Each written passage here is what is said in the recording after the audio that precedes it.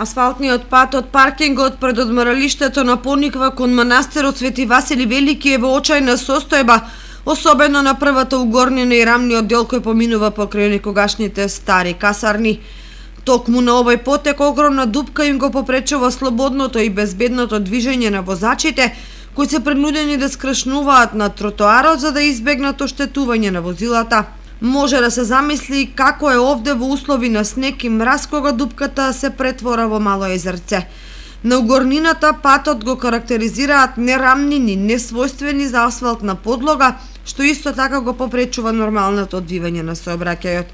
Оваа делница е меѓу најфреквентните на Пониква, бидејќи тука минуваат голем број посетители од Кочани како и од другите градови во државата кои престојуваат во сместувачките капацитети или одседнуваат во угостителските објекти, а тука се одвиваат и пешачките тури во текот на зимската и летната сезона, што значи се работи за епицентарот на спортско-рекреативниот центар. Со оглед на фактот дека се работи за делница од неколку стотини метри која е на територијата на општина Пробиштип, финансиските средства не би требало да бидат проблем.